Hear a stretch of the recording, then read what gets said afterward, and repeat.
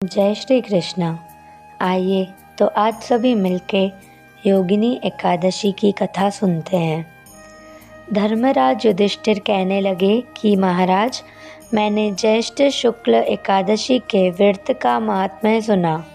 अब कृपा करके आषाढ़ कृष्ण एकादशी की कथा वर्णन कीजिए। इस एकादशी का क्या नाम है तथा क्या महात्म्य है, सो सब कृपा करके वर्णन कीजिए। श्री कृष्ण कहने लगे, हे राजन, आषाढ़ कृष्ण एकादशी का नाम योगिनी है। इसके व्रत से समस्त पाप नष्ट हो जाते हैं। यह इस लोक में भोग और परलोक में मुक्ति देने वाली है। यह तीनों लोकों में प्रसिद्ध है। मैं तुमसे पुराणों में वर्णन की हुई कथा कहता हूँ, सो तुम ध्यान पूर्वक सुनो।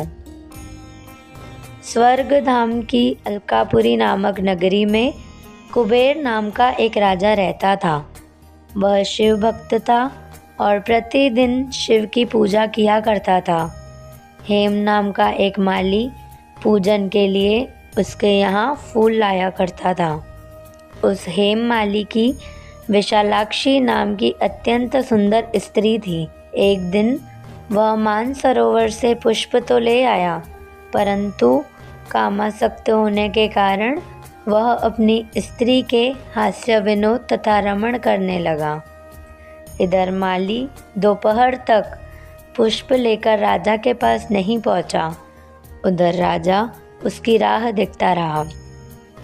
अंत में उसने सेवकों को आज्ञा दी कि तुम लोग जाकर हेम माली के न आने की कारण का पता लगाओ, क्योंकि वह अभी तक पुष्प नहीं लाया है।